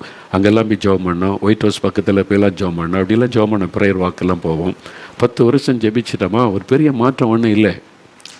அதனால் எனக்கு என்னென்னா போதும், 10 வருஷம் தொடர்ந்து வந்து ஜெபிச்சிட்டோம், என்ன பெரிய மாற்றம், கவர்மெண்ட் பார்த்தா அப்படி தான் இருக்குது, இது இப்படி தான் இருக்குது, நாட்டில் நடக்கிற பார்த்து எனக்கு ரொம்ப சோர்வு வந்துட்டா, இனி வர வேண்டாம். ஒரு 3-4-5 வருஷத்துக்கு ஒரு முறை கர்த்தர் சொன்னால் வருவோன்னு சொல்லிட்டு தீர்மானம் பண்ணிட்டேன். அந்த வருஷம் நான் வந்து தனியாக போனேன். பொதுவாக என்னுடைய மனைவி நானும் சேர்ந்து நிறைய நேரம் போயிருக்கோம் அமெரிக்காவுக்கு. அந்த மாதிரி அவளால் வர முடியல. அப்போ நான் சொன்னேன், எனக்கு கொஞ்சம் அமெரிக்காவுக்கு ஃபெடப் ஆகிட்டு, அதனால் இனி போதும்னு நினச்சிட்டேன். என் மனைவி ஆமாம் சொல்லிட்டு வாங்க, எதுக்கு வருஷம் போனால் அவ்வளோ தூரத்துக்கு, சும்மா ஒரு 3-4 வருஷத்துக்கு ஒரு முறை போனால் போதும் அப்படின்னு சொல்லி நான் கனடாவில் முதல்ல ஊழியம் முடிச்சுட்டு அமெரிக்கா தேசம் வருகிறேன். சான் ஃப்ரான்சிஸ்கோவில் ஒரு வீட்டில் நாங்கள் வழக்கமாக நான் என் மனைவிலாம் தங்குவோடைய சொந்த குடும்பம் மாதிரி அந்த குடும்பம் கிறிஸ்டியன் மலர் சிஸ்டர்ஸ் அந்த ஃபேமிலியில் தான் தங்குவோம். அப்போ நான் வந்து ரொம்ப அன்றைக்கி இரவு வந்து சேர்ந்தேன். நான் ரொம்ப டயர்டு, தொடர்ந்து கூட்டம் கனடாவில் முடிச்சுட்டு சோர்பாக வந்து சேர்ந்தேன். அவன் பார்த்து நல்ல உணவெல்லாம் கொடுத்த பிறகு, பிரதர் நாளைக்கு ஒரு ப்ரோக்ராம் இல்லை, நம்ம வந்து நீங்கள் எவ்வளோ நேரம் ரெஸ்ட் எடுக்கணுமோ எடுத்து மெதுவாக எழும்புங்க அப்படின்னு சொன்னேன். நானும் சொன்னேன், ஆமாம் எப்போ விழிப்பு வருதோ அப்போ தான் நான் எழும்புவேன் அப்படின்னு சொல்லிவிட்டு அந்த எனக்குன்னு உள்ள ரூமில் வந்து எல்லா ஸ்க்ரீனை போட்டு க்ளோஸ் பண்ணிட்டேன். பகல் வந்த வெளிச்சம் வந்தரில் வரக்கூடாதுன்னு சொல்லி நல்லா தூங்கி ரெஸ்ட் எடுக்கணும் அப்படின்னு. ராத்திரி போகும்போது ராத்திரி 11 ஆகிட்டு படுக்க போக, ஏன்னா நாங்கள் சாப்பிட்டுலாம் முடிச்சு போகிறதற்கு எல்லாம் க்ளோஸ் பண்ணிவிட்டு நான் எப்போ விழிப்பு வருதோ அப்போ தான் எழும்புன்னு சொல்லிட்டு தான் நான் படுக்கிறேன். மனசில் நினச்சிட்டு நான் படுத்து நல்லா தூங்குறேன். டயர்டில் யாரோ என்னை எழுப்புறாங்க, தட்டி யாரா எழும்பு அப்படின்னு. அப்போது ஆண்டவர் வந்து நிற்கிறார். அவர் வந்து என்னை எழுப்புகிற எனக்கு நல்ல ஆவியில் தெரியுது. டக்குன்னு விழிப்பு வந்த உடனே இயேசு வந்துட்டானா நான் உடனே படுத்துட்டுலாம் பதில் சொல்ல மாட்டேன், எழுப்பி உட்காந்துட்டேன். அப்போ ஆண்டவர் வந்து நின்று என்கிட்ட பேச விரும்புகிறார் என்பதை உணர்ந்தேன். அப்போ அவரே வந்து நிற்கிறார். அப்போ உடனே நான் எழும்பி முழங்கால் படிக்கிட்டேன். எப்போ ஆண்டவர் என்னை ஜெபிக்க எழும்பினாலும் என்னுடைய பழக்கம், ஏன்னா அவர் தேவன், அவர் எவ்வளோ பெரிய தேவன், நான் ஒரு அற்ப மனிதன், என்னை தேடி அவர் வந்திருக்கிறாருன்னா அது வந்து உடனே நான் எழுப்பி முழங்கால் படிக்கிட்டுருவேன். அதுதான் என்னுடைய பழக்கம். நான் உடனே எழுப்பி முழங்கால் படிக்கிட்டுட்டேன். ஆண்டவர் ஏதோ பேச விரும்புகிறாரே நீ. அப்போ என்ன ஆண்டவரே என்பதாக நான் காத்திருந்த போது ஆண்டவர் பேச ஆரம்பித்தார். அவர் முதலாவது சொன்ன வார்த்தை, இந்த தேசத்தை நீ வெறுக்காத. நான் உண்மையில் ஒரு ஹேட்ரட் வந்துட்டு எனக்கு அமெரிக்கா மேலே, என்ன ஒரு கிறிஸ்தவ தேசம்னு சொல்லி இப்படி இருக்குது அப்படின்ற மாதிரி ஒரு வெறுப்பை வந்துட்டு. ஆண்டவர் சொன்னார், நான் இந்த தேசத்தை நேசிக்கிறேன், நீ இந்த தேசத்தை நேசிக்கணும். அந்த வார்த்தை என் இருதயத்தை உடைத்து விட்டு நான் சிறு பிள்ளை போல தேம்பி தேம்பி அழுதேன். என்னை மன்னிங்க ஆண்டவரே, உங்கள் இருதயத்தை நான் புரிந்து கொள்ளாமல் இந்த தேசத்தை நான் வந்து வெறுக்கிற மாதிரி என் மனசில் இடம் கொடுத்துட்டேன். என்னை மன்னிங்க ஆண்டு சொல்ல, இந்த தேசத்தை நான் நேசிக்கிறேன், நீ நேசிக்கணும், நீ தொடர்ந்து வந்து ஜெபிக்கணும்னு ஆண்டவர் பேசினார். அப்போ தான் என்னை திரும்ப ஒப்பு கொடுத்த, ஆண்டவரே நீங்கள் சொல்கிறத நான் செய்கிறேன். அப்போ தேவனுடைய உள்ளத்தில் இருக்கிறதை நம்மோடு ஆண்டவர் பகிர்ந்து கொள்ள விரும்புகிறார். அதான் சொல்ல வருகிறேன். ஆண்டவர் நம்மோடு அவருடைய உள்ளத்தில் இருக்கிற பேச விரும்புகிறார், நம்ம இடம் கொடுக்கணும். அப்போ வந்து நான் காத்திருந்து ஜெபிக்க தேவன் நிறைய காரியம் பேச. அப்போ ஆண்டவர் சொன்னார், நீ வந்து அரசாங்கத்தை பார்க்குற, ஆள்றவங்கள பார்க்குற, நாட்டில் நடக்கிற வெளியில் நடக்கிற காரியத்தை பார்த்துட்டு இப்படிலாம் நடக்குதுன்னு நினைக்கிற. ஆனால் இதுக்கெல்லாம் முக்கிய காரணம் என்னன்னா, நீ சபையை பாரு. சபை மாறினா தான் சமுதாயத்தில் மாற்றம் வரும், அரசாங்கத்தில் மாற்றம் வரும். சபை பாழாய் கிடக்கிறது. சபைக்குள்ளே இந்த பாவமெல்லாம் வந்துட்டு சபைக்காக நீ பாரம் எடுத்து ஜெபிக்கணும்னு அங்கே தான் ஆண்டவர் எனக்கு கற்றுக் கொடுத்தார். அப்போ என்னுடைய பார்வை தவறாக இருந்தது. ஆண்டவர் எதை நீ நோக்கணும், எதை கவனிக்கணும், எதை பார்த்து ஜெபிக்கணும் என்பதை ஆண்டவர் எனக்கு கற்றுக் கொடுத்தார். அப்போ நான் ஆண்டவரிடத்தில் கண்ணீரோடு ஜெபம் பண்ணி, இனி நான் அதுக்காக ஜெபிப்பேன் ஆண்டவரேன்னு சொல்லி என்னை திரும்ப நான் ஒப்பு கொடுத்தேன். அது பல மணி நேரம் ஆயிற்று, கிட்டத்தட்ட விடியற்கால நேரம் வரைக்கும் ஆயிட்டு. ஆண்டவர் பேசி ஒன்றா எனக்கு விளங்க பண்ணி என்னை ஒப்பு கொடுத்து நான் வந்து ஜெபித்த முடிப்பதற்கு. அப்போ அந்த மாதிரி ஆண்டவர் வந்து தேசங்களை குறித்து ஒரு பாரமுள்ள ஒரு தேவன். தேசத்தில் எது வேதனைப்படுத்துகிறது என்பதை அவர் சொன்னால் தான் நம்ம விளங்கி கொள்ள முடியும். நம்ம வெளித்தோட்டத்தில் பார்த்து சிலதை ஜட்ஜ் பண்ணுவோம், இது சரியில்லை அது சரியில்லை அப்படி இப்படின்னு சொல்லி. ஆனால் தேவன் தான் கரெக்டாக நமக்கு சொல்லுவார். அதுக்கு நம்ம தேவ சமூகத்தில் காத்திருக்கும் போது அவர் அந்த காரியத்தை விளங்க பண்ணினால்தான் நமக்கு தெளிவாக விளங்கும். தேவன் அதை எனக்கு விளங்க இதுதான் காரியம், இதுக்கு நிஜம் பண்ண என்று ஆண்டவர் போதித்தார். அது மாத்திரம் கிடையாது, தொடர்ந்து அந்த ஜெபம் நடந்து கொண்டே இருக்கிறது. இப்போவும் கடந்த வருஷம் ஜூலை மாதம் நான் போயிருந்த சமயமும், ஜூலை மாதம் டெக்ஸஸ் மாநிலத்தில் அங்கே போயிருந்த போது ஒரு வீட்டில் தங்கியிருந்தேன். அப்போ என்ன, நாங்கள் போனால் நம்ம ஃபேமிலியாக நம்ம ஃப்ரெண்டாக பழகினால ரொம்ப நேரம் பேசிக்கிட்டு இருப்பாங்க. அப்போ அவங்க சந்தோஷம் ஆண்டோடைய காரியங்கள் அதுதான். அதனால் படுக்க போகிற கொஞ்சம் லேட் ஆகிரும். அது மாதிரி தான் நான் இந்த கடந்த ஜூலை மாதம் போயிருக்கும்போது நான் ஆண்டவர் அதே மாதிரி பெரும்பாலும் ஆண்டவர் வந்து சந்தித்து பேசுகிற டைம் அதிகாலை 2 மணி 3 மணி. அது வந்து நம்முடைய இருதயமும் ஃப்ரெஷ்ஷாக இருக்கும், மைண்டு ஃப்ரெஷ்ஷாக இருக்கும், ஈஸியாக தேவன் நம்மோட கம்யூனிகேட் பண்ண முடியும், வேறு எந்த டிஸ்டர்பன்ஸும் இருக்காது. அப்போ ஆண்டவரோடு நம்ம ஈஸியாக கம்யூனிகேட் பண்ண முடியும். அப்படின்னா தான் ஒரு 3 மணி நேரம் 4 மணி நேரம்னா கூட தொடர்ச்சியாக ஜெபிக்க முடியும். இப்போ 4 மணி 5 மணியாக நான் கூட நேரத்தில் விடிஞ்சிடும், அந்த கதவை தட்டுவாங்க, காஃபி வேணுமா அப்படின்லான்னு.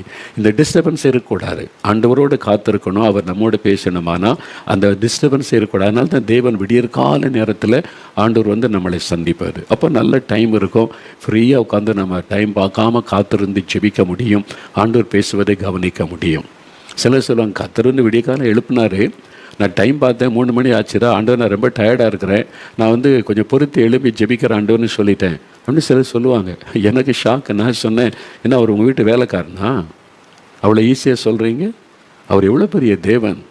அவர் ராஜாதி ராஜா, கத்தாதி கத்தர் இறங்கி வந்து உங்கள்கிட்ட வந்து ஒரு காரியத்தை பேச வந்தால் நீங்கள் நடுக்கத்தோடு அதுக்கு செவி கொடுக்க வேண்டாமா? நீங்கள் ஆண்டவரை பார்த்து பிறகு வாங்க ஆண்டவரை இப்போ டயர்டாக இருக்குன்னு சொல்லுவீங்களா? இந்த மாதிரி சொன்னால் அதன் பிறகு கத்தர் வரமாட்டார். நம்ம வந்து ஒரு வார்த்தைக்கு கனம் கொடுக்கலையே, சாக்ரிஃபைஸ் பண்ண ஆயத்தமாக இல்லையே. அப்போ நீங்கள் ஆண்டவரோடு நீங்கள் ஒரு ஃப்ரெண்ட்ஷிப் வச்சு பழகணுமானா உங்கள் தூக்கத்தை தியாகம் பண்ண வேண்டியது வரும், உணவை தியாகம் பண்ண வேண்டியது வரும், உங்களுடைய சொந்த விருப்பங்களை தியாகம் பண்ண வேண்டியது வரும். நான் சில சமயம் பார்த்துருக்குறேன், அவங்க ஒரு பிளான் பண்ண ஊழியம் முடிஞ்சிட்டு நம்ம வந்து இன்றைக்கி அந்த இடத்தெல்லாம் சுற்றி பார்க்க போல சில தேசத்துக்கு போயிருக்கும்போது சொல்லுவாங்க, சரி எனக்கு ரொம்ப சந்தோஷம், ஊழியம் முடிஞ்ச பிறகு நான் கொஞ்சம் நாட்டெல்லாம் சுற்றி பார்த்துருவேன். நான் என் ஆண்டவருடைய சிருஷ்டிப்பு, அந்த நாட்டில் உள்ள காரியத்தை பார்த்து ஆண்டவரை துதிப்பேன். அது எனக்கு இன்ட்ரெஸ்ட்டு. தேவன் அதை எனக்கு வாய்க்க பண்ணுகிறார். சில சமயம் நல்லா ஆயத்தப்படும். ஆண்டவர் சொல்ல, இன்றைக்கி எங்கேயும் போகக்கூடாது, என் சமூகத்தில் காத்துரு. நான் சொல்லிடுவேன், ஆண்டவர் என்னை அனுமதிக்கலை, இன்றைக்கி ஃப்ரீயாக விட்டுருங்க, நான் காத்திருந்து ஜெபிக்கணும். நம்முடைய விருப்பத்தை சாக்ரிஃபைஸ் பண்ண ஆயத்தமாக இருக்கணும். நம்முடைய தூக்கம், நம்முடைய விருப்பம், அப்புறம் உணவு, அந்த ஆண்டவரோடு ஒரு ஃபெலோஷிப் வைக்க எதையும் தியாகம் பண்ண ஆயத்தமாக இருக்கணும். அப்போ தான் நம்ம ஆண்டவரோட ஒரு ஃப்ரெண்ட்ஷிப்பில் இருக்க முடியும். நீங்கள் நல்ல மனதில் பதித்து கொள்ளுங்கள். என்னால் அவர் எவ்வளோ பெரிய தேவன் இல்லை. அவர் வந்து உங்களை சந்தித்து பேசுகிறாருன்னா சாதாரண ஒரு விஷயமா? அது என்ன தகுதி இருக்குது? அவர் வந்து நின்று என்கிட்ட வந்து பேசுனா எனக்கு என்ன அருகதை இருக்கிறது? I am not worthy even to hear his voice. எனக்கு ஒரு தகுதியும் இல்லை. தகுதியற்ற ஒரு மனிதனை தேடி அவ்வளோ பெரிய தேவன் வந்து நிற்கிறாருன்னா அது எவ்வளோ பெரிய ஸ்லாக்கியம்.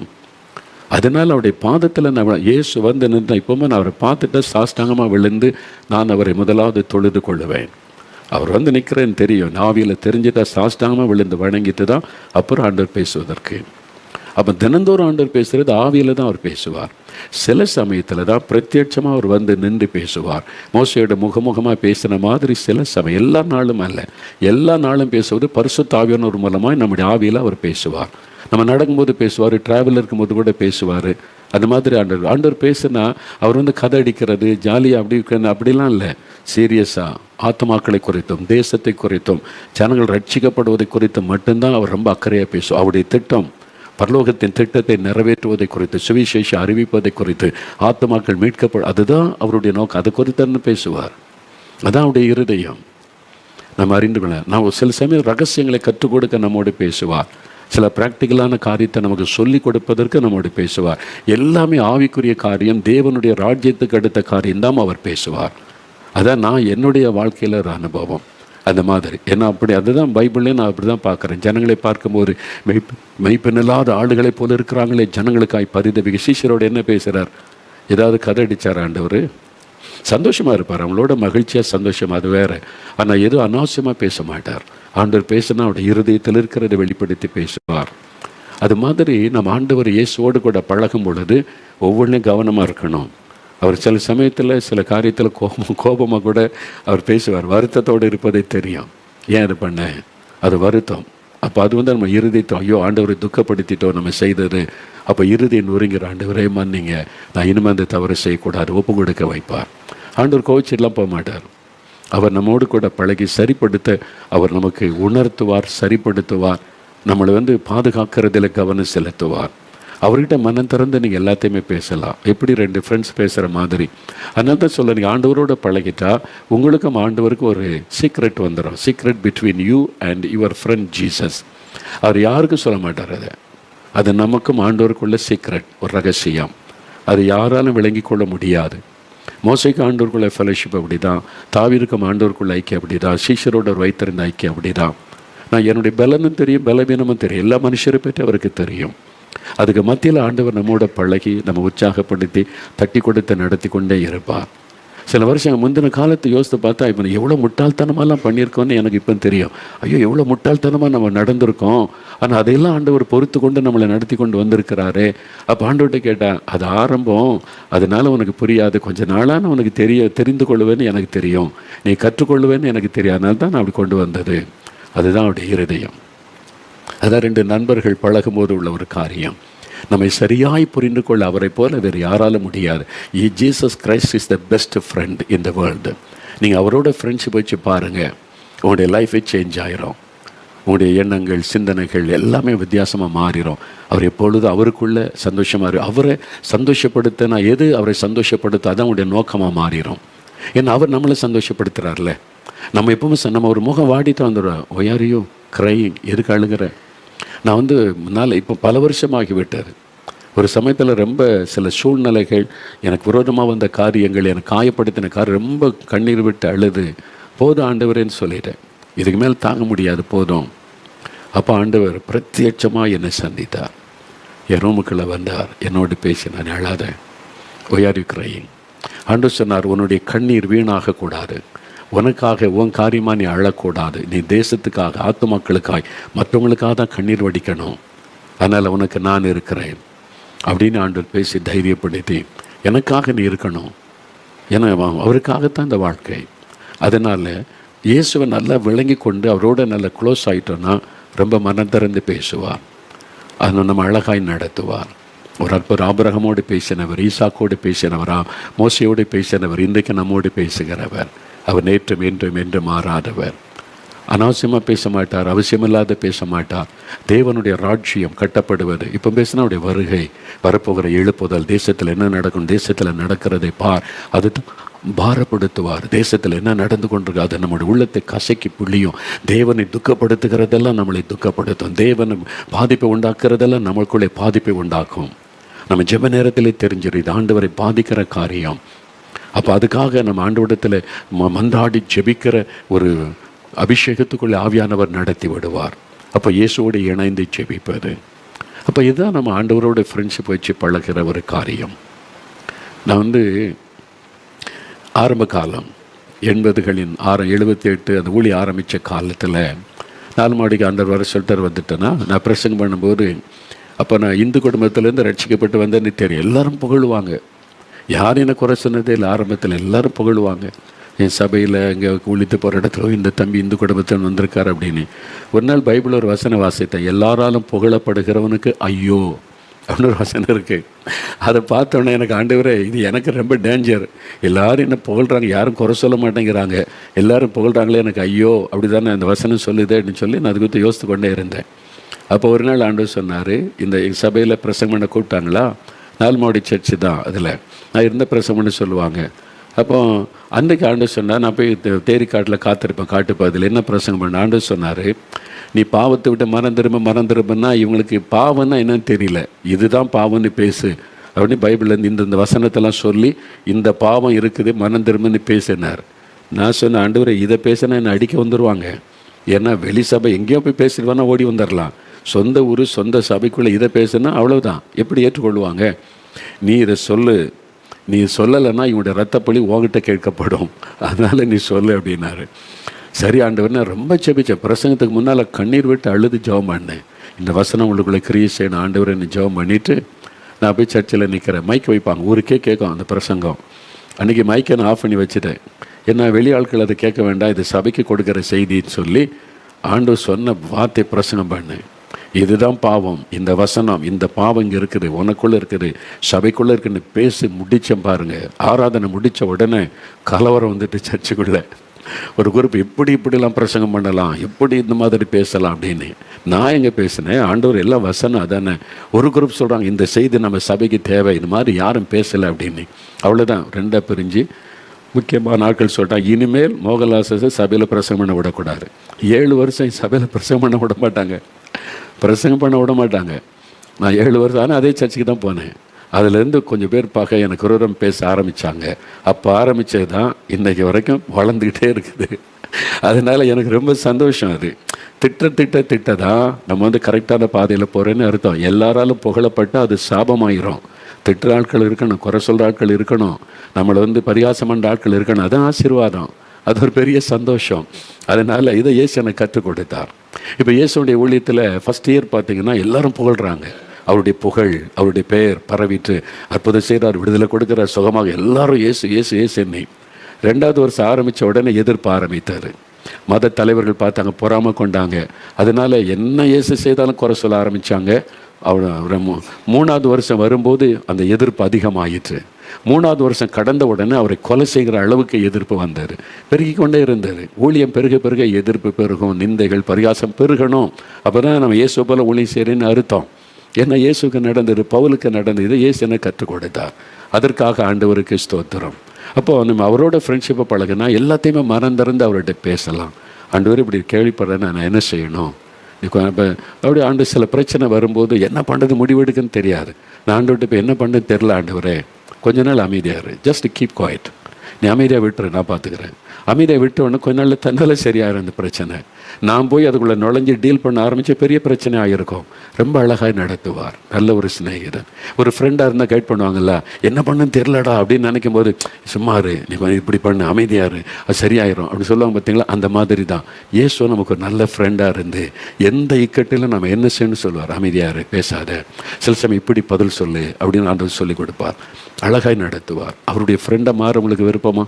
அப்போ அவர் அடிக்கடி உங்களை சந்திப்பார். அவர் சந்தித்தா உங்கள்கிட்ட கதை பேசிக்கிட்டுலாம் இருக்க மாட்டார். ஆத்துமாக்களை குறித்து பேசுவார், தேசத்தை குறித்து பேசுவார், அழிந்து கொண்டிருக்கிற மக்களை குறித்து பேசுவார். அதுதான் அவருடைய இருதயத்தை உடைக்கும். அதுதான் அவர் பேசுவார். அதுக்கு தான் அவருக்கு ஆள் தேவை. அதுக்கு தான் ஆண்டவர் பேசுவார். நீங்கள் பாருங்கள், சாமுவேல்கிட்ட சின்ன பையனாக இருக்கும்போது தேசத்தில் ஒரு காரியம், என் ஊழியக்காரனை என் வார்த்தைக்கு செவி கொடுக்கல, அந்த பாரத்தை சொல்லுகிறார். சவுல் நான் ராஜாவாக்கினது துக்கமாக இருக்குது, அந்த வருத்தத்தை கொண்டு ஆண்டவர் பேசுகிறார். ராத்திரி முழுவதும் சாமுவேல் ஆண்டவரை துக்கப்படுத்தினதை பார்த்துட்டா உங்களால் தூங்க முடியாது.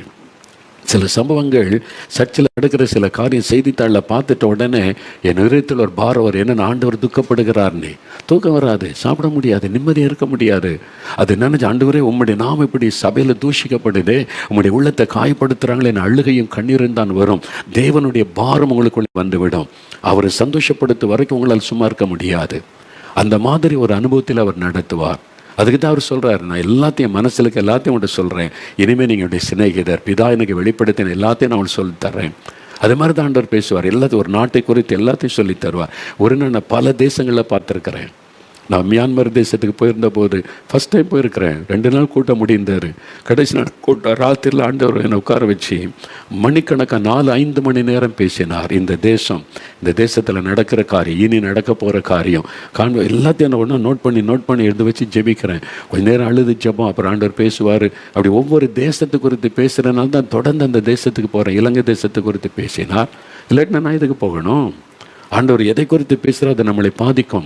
ஆண்டவர் அதை செய்யணுமே, அதுக்காக ஜெபிக்கணுமே, அந்த தேவத்திட்ட நிறைவேறணுமே. என் ஆண்டவர் என்னுடைய தகப்பன், என்னுடைய சிநேகிதர், அவருடைய விருப்பம் நிறைவேறணுமே. அந்த ஆத்திரம் பாரம் இருக்கும். நீங்கள் ஒப்பு கொடுக்குறீங்களா? அவன் டைமை கொடுப்பீங்களா?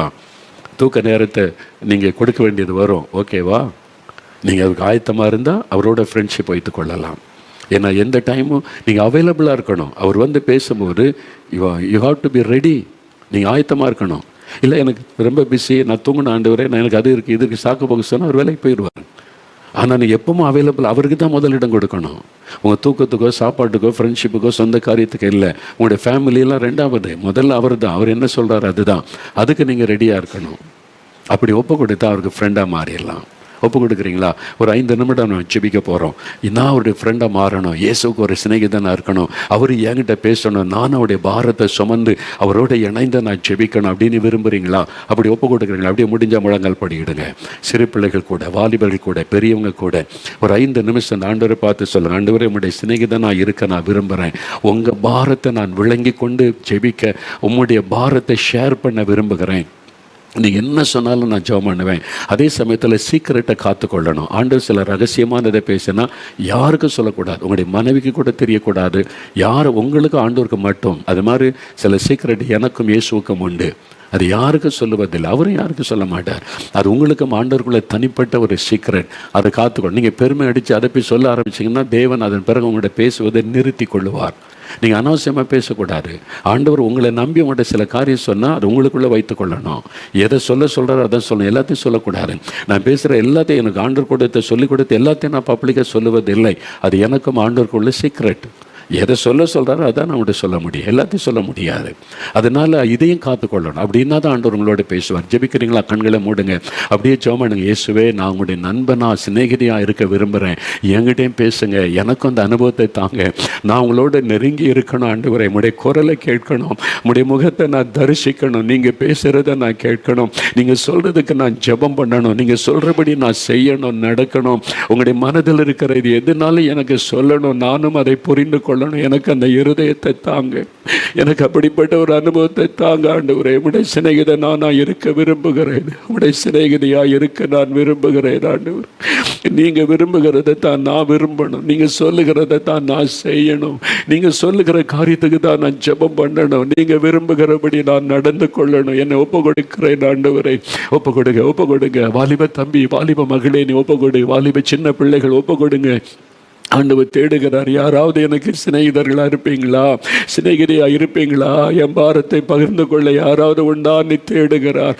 நீங்கள் சொல்லுங்கள், ஆண்டவரே நான் இருக்கிற ஆண்டவரே, நீங்கள் என்கிட்ட சொல்லுங்கள், நீங்கள் என்ன சொன்னாலும் நான் செய்கிறேன், நீங்கள் என்ன சொன்னாலும் நான் ஜெபிக்கிறேன் ஆண்டவரே, நான் உங்களுக்கு ஃப்ரெண்டாக இருக்க விரும்புகிறேன், ஜெபிக்க ஒப்பு கொடுங்க, ஒப்பு கொடுங்க. அப்போ உங்கள் மேலே ஒரு அபிஷேகம் இறங்கும். அந்த அபிஷேகம் உங்களுக்குள்ளே நிரம்பி விட்டால் உங்களுக்கும் இயேசுக்குள்ள நல்ல ஒரு தொடர்பு உண்டாகிறோம். ஆவியானவர் தான் அதை செய்ய முடியும். இப்போ அந்த அபிஷேகம் இறங்குகிறது. மகனே உண்மையில, மகளே உண்மையில, எனக்கு அருமையான ஊழியர்களே, உங்கள் மேலே அந்த அபிஷேகம் இறங்குகிறது. ஆண்டவரே, ஒரு நண்பனுக்குரிய ஒரு ஐக்கியம் எங்களுக்கு உண்டாகட்டும். உங்கள் பாரம் எங்கள் பாரம் மாறட்டும் ஆண்டவரே, உங்க விருப்பம் எங்கள் விருப்பம் மாறட்டும் ஆண்டவரே. நீங்க விரும்புகிறதை தான் நான் விரும்பணும் ஆண்டவரே. உங்க பாரம் தான் என் பாரமா இருக்கணும் ஆண்டவரே. நீங்க என்ன நினைச்சாலும் என்கிட்ட வந்து பேசலாம், சொல்லலாம். அந்த பாரத்தை நான் விளங்கி கொண்டு ஜெபிக்கணும். என்னை ஒப்பு கொடுக்கிறேன், ஒப்பு கொடுக்கிறேன், நேரத்தை ஒப்பு கொடுக்கிறேன். என்னுடைய எதை தியாகம் பண்ணி சொன்னாலும் நான் ஆயத்தமா இருக்கிறேன். நான் உங்களோட ஒரு நண்பனா இருக்கணும், ஒரு சிநேகிதியா இருக்கணும் ஆண்டவரே. என்னை ஒப்பு கொடுக்கிறேன். ஜெபிக்கிற ஒவ்வொரு மகன் மீதும் இந்த அபிஷேகம் இறங்கட்டும். இந்த மகள் மேல் அந்த அபிஷேகம் இறங்கட்டும். இந்த ஊழியக்காரர் மேல் அந்த அபிஷேகம் இறங்கட்டும். அந்த அபிஷேகம் ஒவ்வொருவர் மேலும் இறங்கட்டும் ஆண்டவரே. இந்த சின்ன பிள்ளைகள் மேல அந்த அபிஷேகம் இறங்கட்டும். உம்முடைய குரலை கேட்கிற, உம்முடைய சத்தத்தை கேட்டு ஜெபிக்கிற, உம்முடைய சத்தத்தை கேட்டு செயல்படுகிற அந்த அபிஷேகம் இறங்கட்டும். உம்முடைய சிநேகிதர்களாய் மாற்றும் ஆண்டவரை. எழுப்பும், எழுப்பும் உம்முடைய சிநேகிதர்களாக அநேகரை தெரிந்து கொண்டு அவளை எழுப்பும். அதற்காக நான் ஜெபிக்கிறேன், ஜெபிக்கிறேன். நான் உம்முடைய சிநேகிதனாய் எப்பொழுதுமே இருக்க விரும்புகிறேன் ஆண்டவரே. ஜெபிக்கிற அப்படிப்பட்ட இந்த பிள்ளைகள் மேல் அந்த அபிஷேகம் இறங்கட்டும், இறங்கட்டும், இறங்கட்டும். நிரப்பங்க, அந்த அபிஷேகத்தை கொடுத்து அவங்களை பலப்படுத்துங்க. உம்மை ஆண்டவரை தரிசிக்கிற கண்களை கொடுங்க. உம்முடைய குரலை கேட்கிற அந்த செவிகளை கொடுங்க ஆண்டவரை. உம்முடைய கரத்தில் நான் ஒப்பு கொடுக்கிறேன், ஒப்பு கொடுக்கிறேன். ஒவ்வொருவரையும் ஒப்பு கொடுக்கிறேன். ஒவ்வொரு வீட்டிலும் உம்முடைய சிநேகிதர்கள் எழும்பட்டும். உம்முடைய பாரத்தை விளங்கி கொண்டு ஜெபிக்கிறவர்கள் மோசையை போல திறப்பில் நின்று ஜெபிக்கிறவர்கள் ஆண்டு போல நீர் சொல்லுகிறது எல்லாம் செயல்படுத்துகிறவர்கள் எழும்பட்டும் ஆண்டவரே. ஆண்டவர் அப்படி செய்கிறதற்காய் நன்றி. அந்த அபிஷேகத்தை ஊற்றுகிறதற்காய் நன்றி. இன்று முதல் அந்த அனுபவத்தை அநேகருக்கு நீர் கொடுக்கிறதற்காய் நன்றி. உம்முடைய சிநேகிதர்கள், சிநேகிதிகள் என்கிற ஒரு அனுபவத்தில் வளரும்படி உதவி செய்யும் கிருபை தாரும் ஆண்டவரே. நீர் அப்படி செய்துவிட்டதற்காக ஸ்தோத்திரம், ஸ்தோத்திரம், ஸ்தோத்திரம், ஸ்தோத்திரம்.